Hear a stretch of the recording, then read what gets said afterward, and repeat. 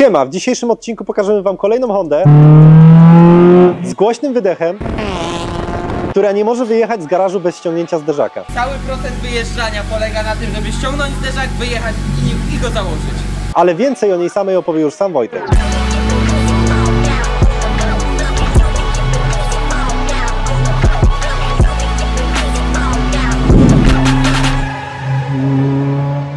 Więc witamy się z Wojtkiem. Siema Wojtek. Siema Wojtek. No i od razu mi powiedz, co my tu mamy. Honda Civic EP2 z 2004 roku po swapie na K20. I ma K20, ale to nie jest Typer. Nie, to nie jest Typer. Absolutnie nie ma, co jest najlepsze, nic z Typera. Bo silnik jest w wersji amerykańskiej SI K20A3. Seryjnie ma 160 koni. Teraz jest podkręcony na równe 200. Sprawdzony na hamowni. To nie jest ta typowa kaseria, powiedzmy z Typera, gdzie nie wiem, UFO na przykład? Nie, to nie jest ten silnik. On jest prawie taki sam, tyle że silniki Typerowe mają VTEC na 2 wałkach rozrządu, ten ma na 1. Dodatkowo silniki Typerowe są bardziej doprężone od tych takich zwykłych, cywilnych, nazwijmy to, kaserii. To jak osiągnąłeś, żeby z tych 160 zrobić właśnie te 200? Ogólnie zabawna sprawa, bo tu wystarczy tak naprawdę wymienić układ wydechowy i układ dolotowy. Czyli samym wydechem i jakby dolotem nadrabiasz te brakujące 40 koni. I to jest zmierzone też na hamowni, bo zaraz po swapie nie była robiona żadna mapa ani w tym stylu. Jedyna z rzeczy, która mogła podnieść mocny w samochodzie, to był właśnie układ dolotowy i układ wydechowy. Układ dolotowy typu SAI, spawany customowo, i układ wydechowy tak samo. Kolektor 421, rura 2 cale do końca. Powiedz mi, po co są te kółka takie na środku? A cholera go wie. Hondziarze to wtedy, nie wiem, szybciej powietrze przepływa przez Hondę, czy co? Nie, ogólnie to było tak. Szukałem jakiegokolwiek pomysłu na to, żeby jeździć bez rejestracji. Że ten samochód mam bardzo długo. I jak robiłem te kółka, to po prostu byłem biednym człowiekiem. Nadal jestem biednym, ale jestem trochę starszy. To trzeba było coś wymyślić. Nie było czasu ani kasy na to, żeby robić na gładko. No to stwierdziłem, dobra, mam otwornicę, zrobię otwory i zobaczymy. Każdy, który dostanie otwornicę do ręki, to zaczyna robić otwory wszędzie, gdzie tylko się da. Tak. I wiesz co, i zrobiłem te otwory. Nagle patrzę, ty kurczę, nawet nie najgorzej to wygląda. Dobra, dokładka. Co to za dokładka, jak już przy przodzie jesteśmy? To jest dokładka z Subaru Imprezy Book Eye. Dokładnie wersji WRX. Ale i pasuje 1 do 1? Prawie. Trzeba lekko przyciąć na tyłach. Czyli skrócić ją po prostu, tak, ale na szerokość pasuje? Tak, na szerokość pasuje, montaż pasuje, wygląda całkiem fajnie. To też była taka sytuacja dosyć dziwna, bo przyjechał do mnie kolega właśnie Subaryną, przyjechał z tą dokładką, mówi, kurde, patrz, mam dokładkę. Tak patrzę na tą dokładkę. Ty, daj mi to. Przymierzyłeś i pasuje. Przymierzyłem, patrzę, kurde, ty, pasuje. Ile ty za to dałaś? No, 350. Dawaj linka, szybko, nie? To było po chwili. Zamówiłem, dociąłem, sprawdziłem. Ty, kurde, pasuje, zajebiście wygląda. Czy pasują też z innego, nie wiem, z Hołka na przykład? Nie będą pasować, bo kształt zderzaka jest całkiem inny. Jak już przy dokładkach Subaru jesteśmy, to w poprzednim filmie, gdzie mieliśmy właśnie do czynienia z Subaru, Filip miał cały pakiet z wersji JDM. Także też taka ciekawostka. Ciekawe, czy ten by spasował. Możemy spróbować. Przejdźmy dalej. Koło. Wspomniałeś już, co to jest za koło? Tenzo RDC6. Konkretnie 18, 8 cali szerokości, przód i tył takie same, ET25 z przodu, z tyłu tak samo, przy czym z przodu jest jeszcze dystans 15 mm, a z tyłu jest dystans 25 mm. Bo trzeba mieć w życiu dystans do siebie, nie? W końcu jeżdżę Hondą. No tak, często się z ciebie śmieją pewnie. Niestety, ale da się z tym żyć. Wyłączę internet. Jako hondziarze trzeba przywyknąć do obelg i ujm. Opona. Co to za opona? Wspaniały, jedyny i niepowtarzalny Nankang NS20. Opony są 205 na 35 na 18. Auto mamy posadzone, to zaraz przejdziemy do zawiasu. Ile jest niżej względem serii? Kręciłem gwint prawie na sam dół i tak jeżdżę. Przy czym jest jeszcze jedna kwestia. A rolowałeś nad kola? Jeszcze tak. Przy tym jesteśmy? Tak. Właśnie to jest kwestia tego, że dlatego te opony mają takie ET, czyli ET z tyłu jest 0, jakby nie patrzeć. Bo po prostu przy którejś naprawie lakierniczej stwierdziliśmy, że spróbujmy ją wyciągnąć lekko. Gdzieś tak na oko można powiedzieć, że jest takie 1,5 do 2 cm na stronę wyciągnięta. Ale że szerzej błotnik, tak? Tak, wyciągnięte na zewnątrz, tak. A co to są za hample? Heble są z EP3. Jakiś czas temu koleżanka pozbywała się części z EP3 i po prostu dostałem je za pół darmo. I pełny komplet, tak? Pełny komplet. Hamulce, jak widać z przodu, są nawiercane i nacinane. Przejdźmy do tyłu. Lota. Co to za lota? To jest lotka z Mugena. Ogólnie replika kupiona jakieś 7 lat temu. I on ma regulację tutaj wysokości? Tak. Wydech, tak jak mówiłem wcześniej, jest customowy. Tłumiki są dwa z RM Sporta. Okej. Końcowy i przelotowy. Tak, końcowy i przelotowy środkowy. Cała rura jest 2,5 cala plus customowy kolektor wydechowy. Ale customowy to masz na myśli, że ktoś go robił Tak, do ciebie? ktoś go robił stricte pod ten samochód.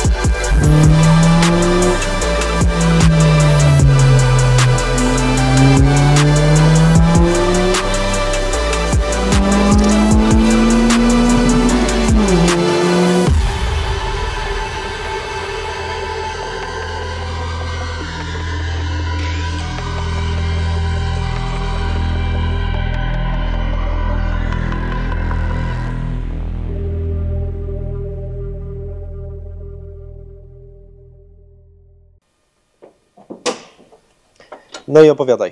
Mówisz K20. K20A3 dokładnie, czyli K20A3. wersja z SI, ale ja kupiłem swapa z tak zwanego autobusu, czyli EV1 Anglika. Ogólnie wymieniany, tak jak mówiłem wcześniej, jest silnik, układ dolotowy, układ wydechowy, które są customowe.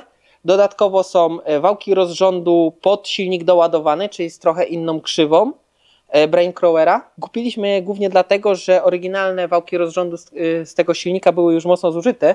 Były wrzery na krzywkach, no i szukałem, bardzo długo szukałem jakichkolwiek innych, czy to zamienników, czy oryginalnych wałków rozrządu. Dzwoniłem do ASO, dzwoniłem do firm, które sprowadzają tam z magazynów.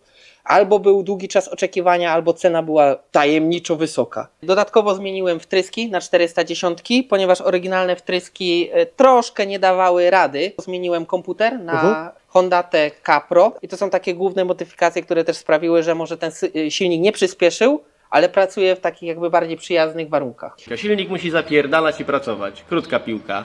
Zawias. Co to jest za zawias? Bo widzę tutaj regulację twardości znowu. Tak, to jest ISC Sport, też kupiony lata temu, chyba z 4 albo 5, już nie pamiętam dokładnie, z regulacją, 32-stopniową regulacją twardości. Dodatkowo są jeszcze camber bolty na przodzie, jest camber kilt na tyle, na górnym wahaczu i dolny wahacz jest oryginalny skunkowski. Czy możesz nam zdradzić, jaka jest kwota? Najpierw mi powiedz za swap, taki chcąc 1 do 1 mieć to samo co ty i jaki to jest mniej więcej koszt w tej chwili?